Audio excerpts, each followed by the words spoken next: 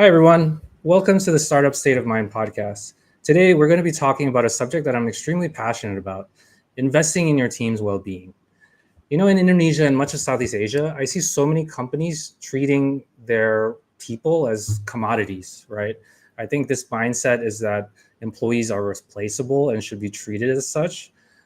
Many organizations I see aren't investing time and resources into their people or even thinking critically about retention and employee engagement.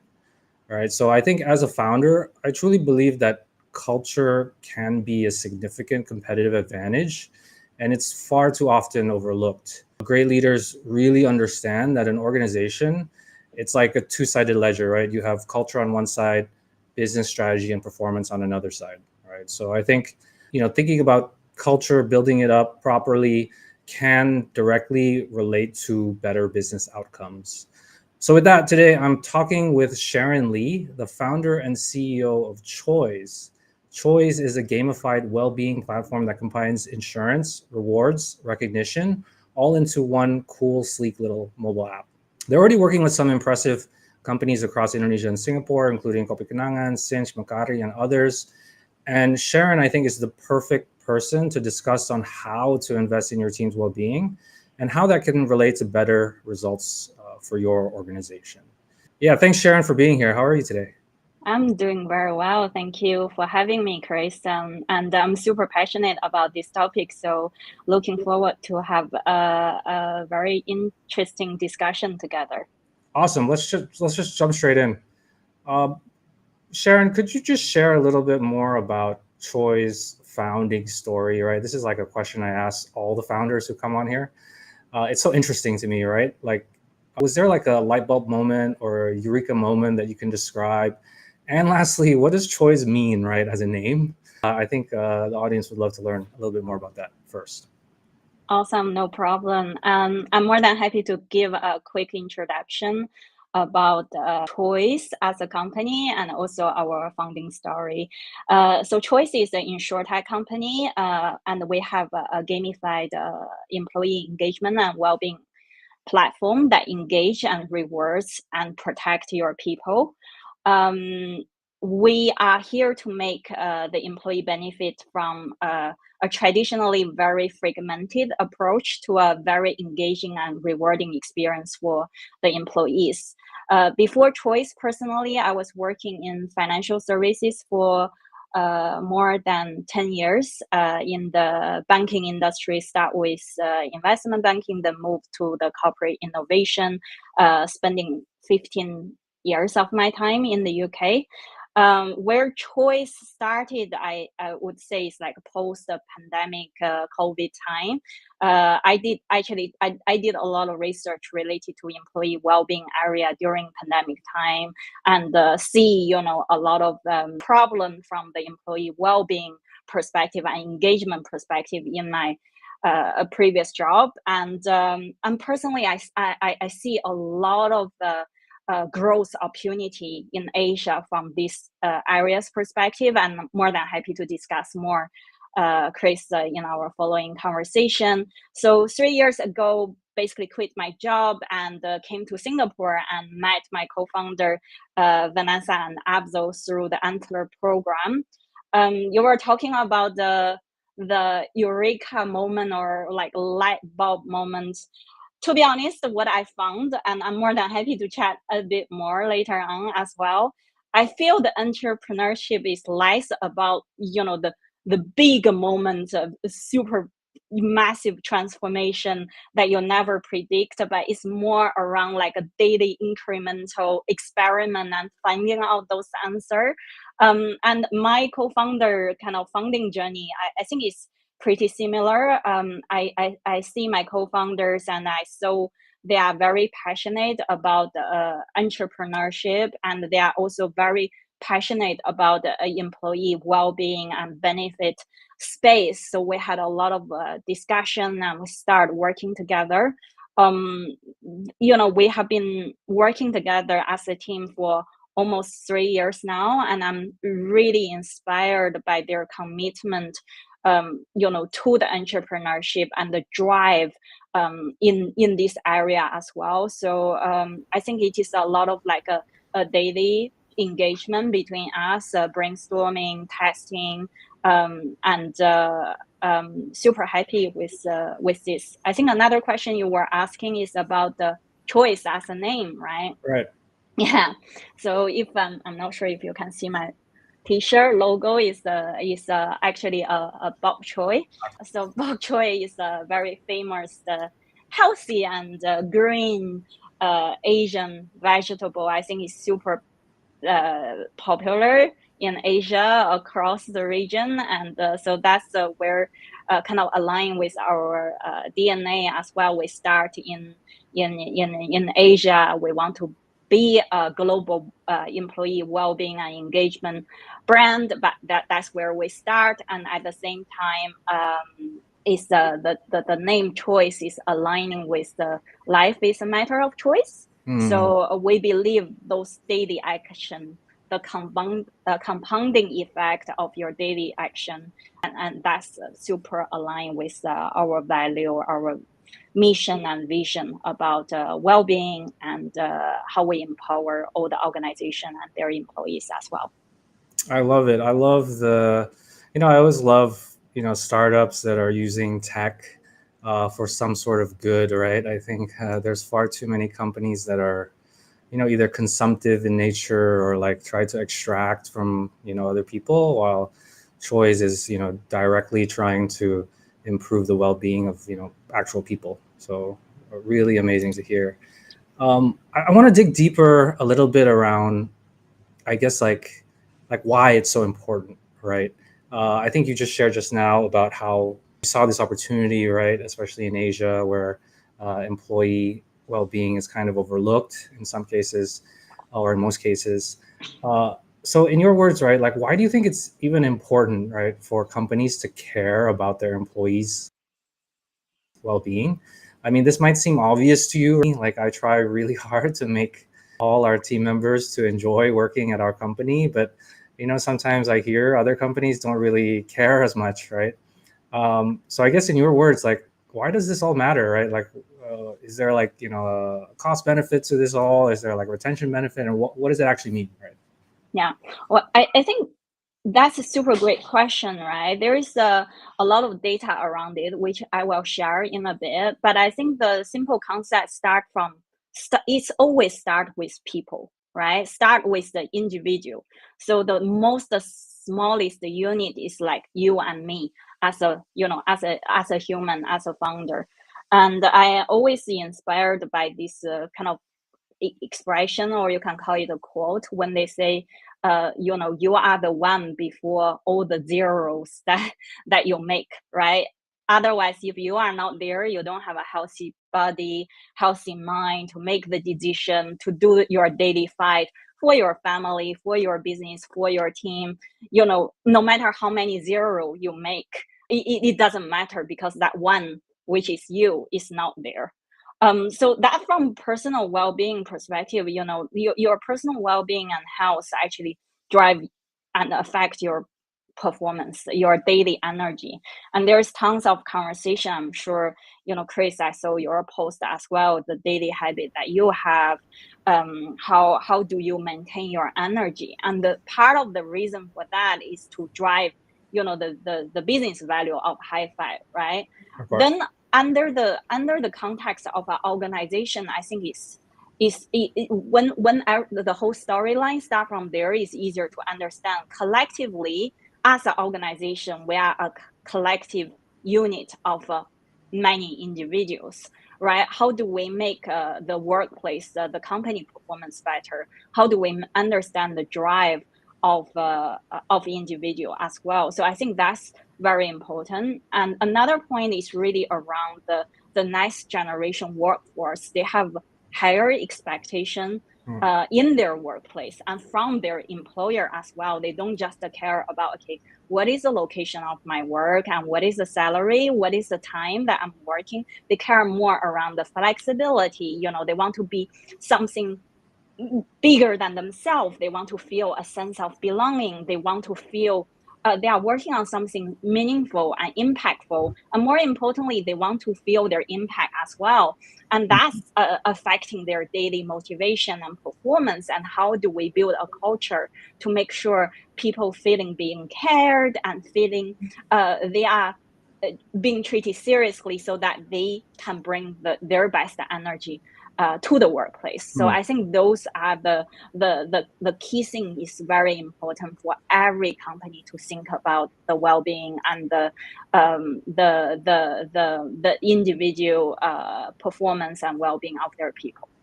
Yeah, I think this is so.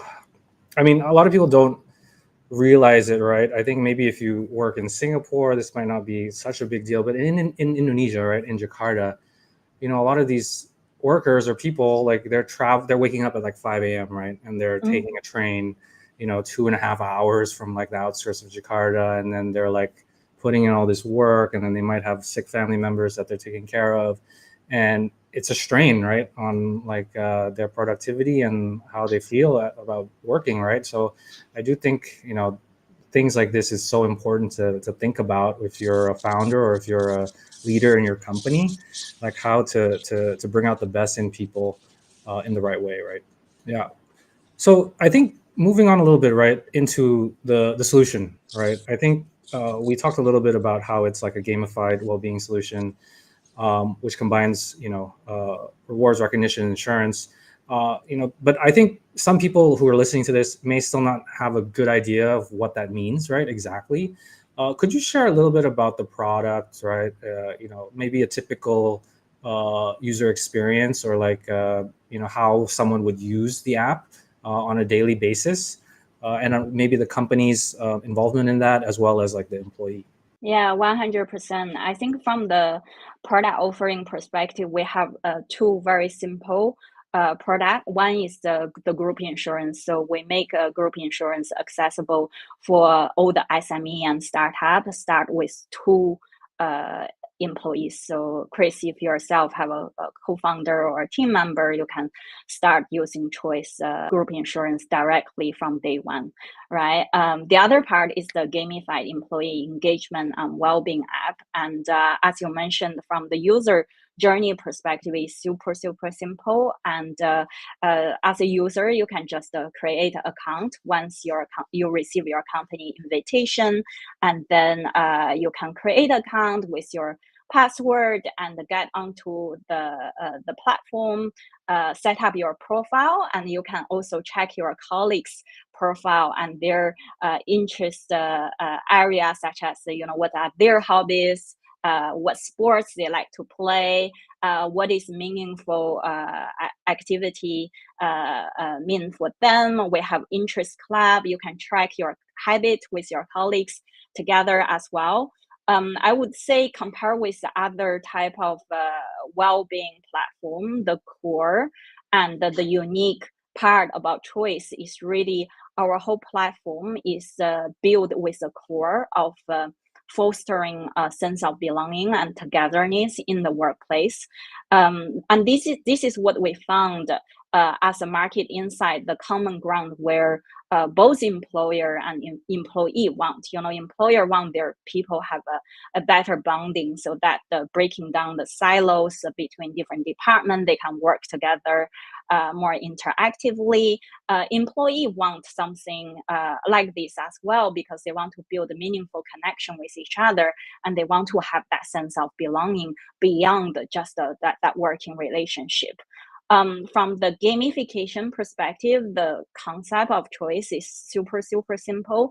And I think when we start this conversation, Chris, we talk about that compounding effect of the daily action. So basically, every healthy habit, including simple things such as drinking water, walking, eating healthy on a day-to-day basis, right? You can earn Choice coin.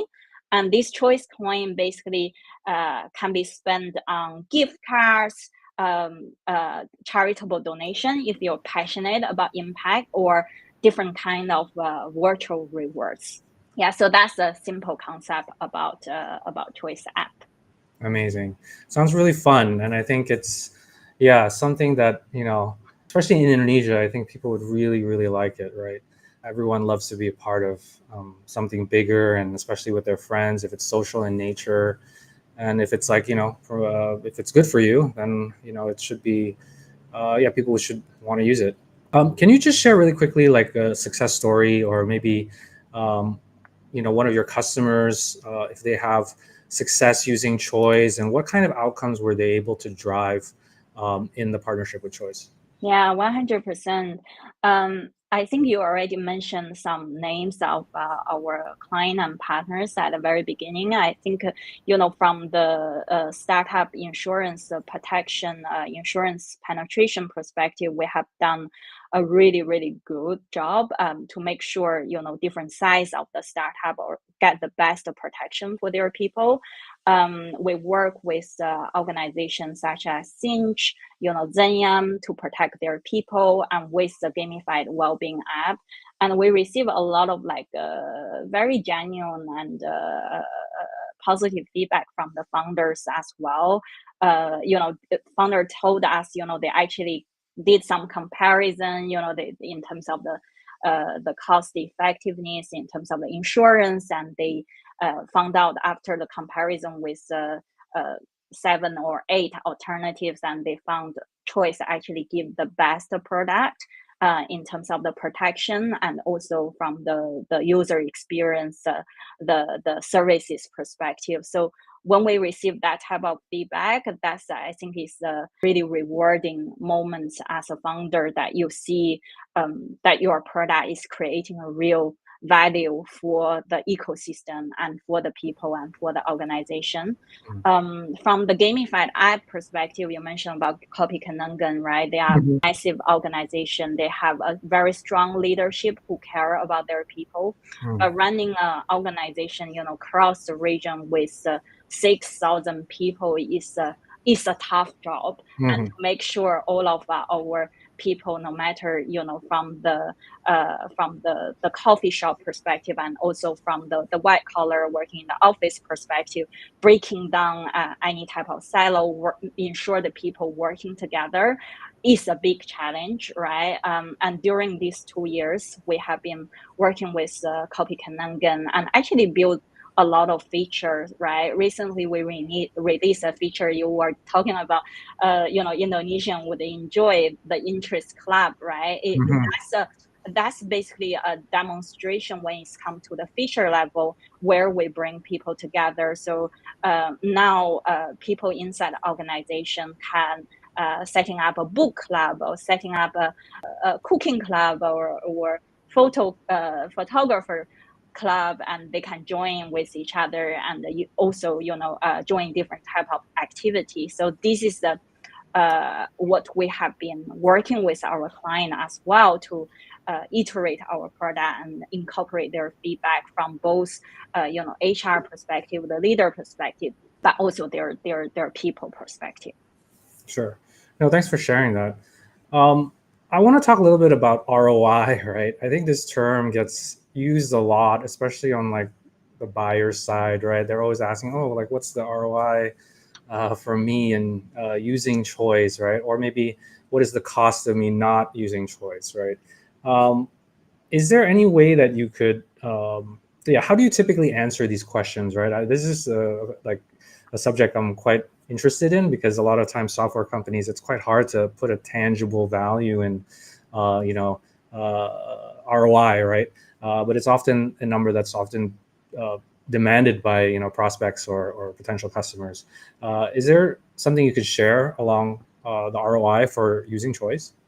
Yeah, I actually like when the organization talk about the ROI, because they get the power of data immediately. So that's where we create the alignment from day one. Because whenever people talk about, that's about data. And to be honest, in the work, when we talk about work life, right, we talk about personal, professional.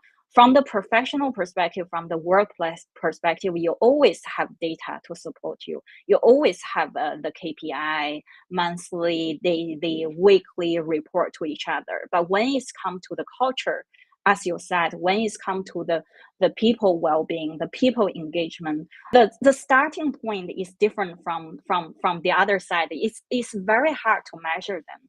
And I think that's where in current age, the technology really empower all of us to solve that problem by bridging the gap of the data from the very beginning. So when you mention about this ROI, right? I think it's really from the different perspective where choice coming and support the organization. And at the very beginning stage, it's almost like a 0 to 1 moment. 0 to 1 moment is about I have zero data about my people well-being at all. I don't know what they like. I don't know what they care about. What does well-being mean to my people? Because across the industry, across different demography, across different industry and companies, that well-being can be very different, right? So where we bring the 0 to 1 moment is, first of all, make the organization understand their people better from a organizational level, right? Another 0 to 1 example is really you mentioned about the recognition rewards feature that we have. That's only one feature that Choice have on the platform, but basically, as an organization, no matter I'm a business leader or I am HR, I know, okay, last month, people probably send a thank you email. I see it from here and there. But this month, I can see, across my whole organization, these 40 people, we actually have 100 recognition being shared across my organization. And the core value, I'm just picking one of the example of our company, our clients, right? They have 4 key values, right? And then collaboration is the top value. 80% of their people actually sharing the recognition about collaboration. So that's a 0 to 1 moment. It's like almost helping the leaders and organization to understand, oh, actually, this is a core thing about my organization. And then you can dive it down a bit more. Okay, this is our strengths. How about the area that not too many people recognizing for each other for? Do we want to do something about it? Or, we may take a pause and to see, okay, how do we leverage our strengths and how do we, like that collaboration being more useful? How can we harvest that in our day-to-day work? So that's like a 0 to 1 moment. And 1 to 100 moment is really the organization who already have some different type of engagement in place, right? They have workshop, but they don't know across the year what is the feedback to those well-being workshop they have been running, and what is the participation, what type of workshop that people want more or want less, right? So we can give them that level of insight. An organization doing engagement survey, right? One of our clients, they have a very low participation rate in terms of the engagement survey. They invite around 3,000 people into this participation, but only 500 people complete the survey. But with Choice, using this engaging way and rewarding employee for their behavior, we actually help the organization to deliver the 85% of completion rate, which is like more than 2,000 employees actually complete their survey, and that's way above their original expectation, right? So those are the type of thing where we leverage the technology and make the things that you are already doing more engaging and more insightful. So I would say it's all about the data and the leveraging the data to bring more value to your people and your organization. Got it. Super powerful.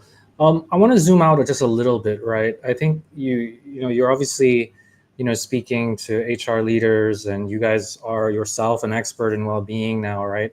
I want to understand a little bit about how companies, maybe even outside of Choice, right? Like, how do they think about their team members' well-being, right? Could you provide some real examples of maybe some real companies, right, and how they invest in their teams? Or is there like, a certain framework that you could share on how they think about it? Right? Could you? I'd love to learn a little bit more about that. Yeah, 100%. So, I think that through this journey is a very interesting exploration, and we constantly learning. So I always see myself as a practitioner from the well-being space. Almost you are the chef. You cook your own dish, but at the same time, you kind of tasting the flavor across the region. Across Singapore, Indonesia, Malaysia, and then you kind of learn different thing that people already doing. Overall, from this space, actually, while Chris, you mentioned at the beginning, this is kind of being overlooked, but I actually got a lot of positive surprise from the team and people, right? So the positive surprise is that many organization, it is not like a strange word, like people never heard about employee well-being or benefit. I think they are looking to do something. They heard this already from their people, and they are trying to do things here and there. Some of them already in the process of doing it. Some of them at the exploring stage. So this is the part where I personally feel super motivated and very pleased to see from the region. There is a large amount, I would say majority of the organization, they are looking at this area and thinking about their people. So that's extremely positive. But to answer your question around kind of like different stages and different framework, I would say there's a lot of learning as well. Some organization kind of pay a very big cost in this area where they feel, okay, my people's engagement rate are not very high. The attrition rate is very high, right? Retention rate is low. What shall I do about it? Spend millions of dollars on the office refurbishment. There you go. I got a very good office, like an all open area that will foster the collaboration. But what they realized is, okay, that solve some of the problem, but not all the problem. And that's actually, it doesn't really help, building a sense of belonging or that, the productivity immediately. And then they start thinking about, okay, okay, if this doesn't work, what can I do? If the perks, the fruit doesn't work, is there anything more I can do about it? So that's where the leaders reaching to us and saying, "You look, I still have doubt. This is what we have done, but it doesn't work." Then we ask, "Is that what your people really want? Do you know they say having a refurbished office is what they want?" And then that's where the moment we start having the real conversation, and basically it's like a peeling the onion. You have the tears, but when you go to the bottom of it, it's actually not that difficult. But at the same time, we see a lot of organization, they are doing very interesting thing, right? One of our client, they rewards their employee a lot, but they have this pain point every time they need to source different type of gift card and voucher. In Chinese New Year, they give different type of rewards for their people. So what we have helping them to do is under different occasion, how do we streamline this rewarding process, and above and beyond that, linking that to well-being as well, to say, okay, all the people will get rewards in particular, holiday or anniversary, but at the same time, we reward those people who are on the top leaderboard of steps 2x or 3x, sometimes 10x, to encourage people to be more healthy. And how a lot of organizations also very interesting in our donation and ESG part, right? They already do a lot of work from the ESG perspective, the charitable contribution as their ESG initiative. But how do you actually leverage that initiative and basically embed this into your company culture and make sure your people are aware of that and engage with your initiative, be part of this whole journey, right? So we're basically helping the organization to bridging that employee activity to their G initiative by converting their healthy action into the charitable donation. So those are the, I would say, more advanced organization, but we definitely see a lot of different type of signs in the market, which is super positive surprise. Yeah, yeah. I want to talk a little bit about that a little bit more, right? Because you're based in Singapore, you're a company in Singapore, right? But you've also expanded to other countries like Indonesia, and you probably studied like other markets as well. But in your experience, right, how is that conversation different across the countries or markets, right? I'm assuming that, and I could be wrong, right, that Singapore is better than, let's say, Indonesia in terms of being cognizant of their employees' well-being. But am I correct here, or is that just completely false? Or maybe a better way to put it, maybe Singapore is better at putting it within a framework, right, or actually doing something about it, whereas Indonesia, maybe they understand it's going on, but maybe they haven't developed the competency to actually systemically like do something about it, right? Yeah, we definitely found quite a lot of similarity between country, but you are absolutely right. I think Singapore have this international working culture, no matter it is a startup or a bigger enterprise, right? So employee benefit to some extent, all the organization have been doing, and it is not a new concept completely to the country. But from the well-being and engagement perspective, it's really around how do we enhance and upgrade their existing benefit and make that benefit less fragmented and more engaging to their people, so that their people feel this is something interesting and meaningful to my day-to-day life. From Indonesia perspective, I think compared with Singapore, where employee benefit as a keyword, as a entry point, for Indonesia, I think a lot of organizations actually already have rewards budget for their people. But a lot of ideas is around, okay, when it's come to employee well-being, it is around a team offsite, Right. or a team dinner together, or activity everyone doing together. So that's a learning for us, interesting learning. But you're absolutely right. People care about those togetherness, what we can do as a group. So what we are empowering, and a lot of Indonesian organizations asking us, is they're super passionate about like a group challenge. So a group of people, instead of we all eat and drink together, can we actually do a work together, or do something else together? And also the interest club as well. We are already a lot of the Indonesian company already have different type of activity. The futsal, right? I have the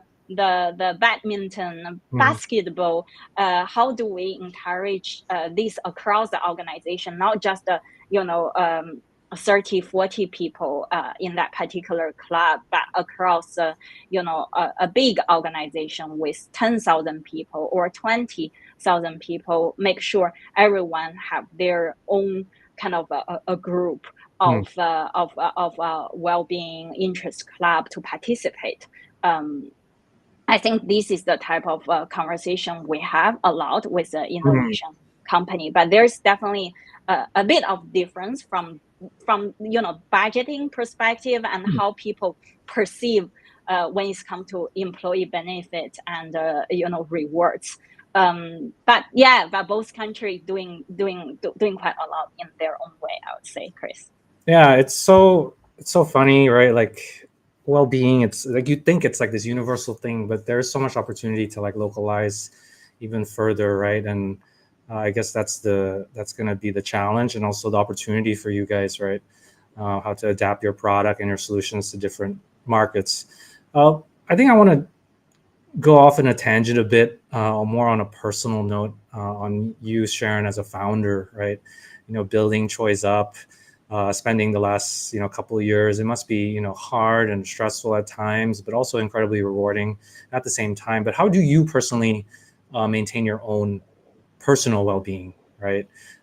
Is there something that you could share with maybe the other founders who are listening to this, who are going through some hard times?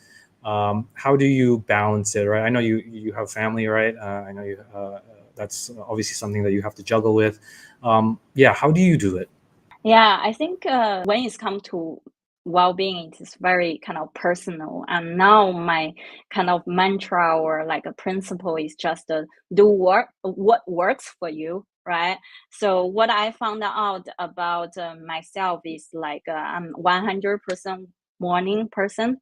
And my whole team know that. Like, it's really how do I give my best energy in the in the limited amount of time that I'm working on different type of projects. So a small principle that I apply for myself is really just communicate this, right? And we have the feature to allow employees across the different companies to do this, to have those open communication as well, to say, okay, I'm a early bird or I'm a night owl, and this is other things we can do to protect our energy. Small principle for me is no decision making beyond 9 p.m. So I try to not doing this in the past, and it didn't really work well for me. And so basically, uh, everybody in the team know this rule. So if there's any decision need to be made, people would raise much earlier than 9 p.m. So I think it's a lot of this type of little trick, and also unplug before bed, not having mobile phone in the bedroom, some little things that make a big difference for me. Yeah, we have a version of that in our company, right? It's like a README kind of document. Everyone has like their preferred ways of working, their preferred ways of communicating, what time they like to work, when they take breaks, right? Sometimes like the moms like to put their kids to nap between like, 2 and 3. So we really encourage that as well, that people share like how they prefer to work, right? Love Uh, it. In yeah. choice, we call it actually manual of you. So it's like a read me. It's all about you and your working style. What is your pet peeves and what is your little principles? And I think it's having those in place first of all, and then just facilitate conversation around it. That's a much better name. Yeah. So, lastly, right, I want to. This is the last question. What piece of advice could you offer to other founders who are looking to build, a high-performing team and organization around, especially around well-being and maybe cultural overall, right? Yeah, it could be like a small startup, but it could be like a big organization. Maybe like, could you just share with us how you would advise founders like that? Yeah. Definitely. So, people used to say you are what you eat, right? Based on the same kind of principle, actually, you are who you work with. You are the environment you are in. And on a daily basis, I would say when an employee make the decision to work inside your company, actually, it is as important as a client or a customer choose your brand. I don't think it is a small decision. I think it is a very, very big decision as a human that they believe they will be a better self with you within your environment, no matter that's, pragmatically speaking, financially, or from professional skills, communication, leadership perspective, but also at the personal perspective. I love this quote when people say it is not about your employee are good or bad.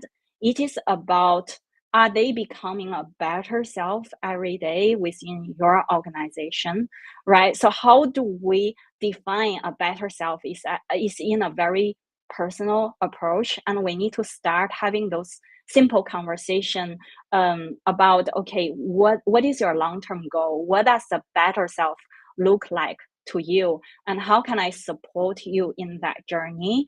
As an adult, we all choose our environment. We build a village ourselves.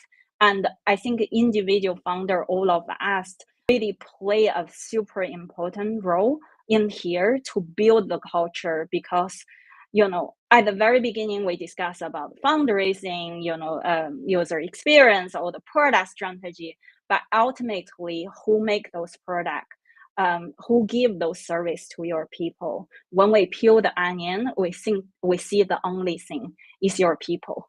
And that only thing is sometimes, being so simple, but sometimes it's just around us, but we didn't notice. So it's really around start having conversation and building that culture with your people.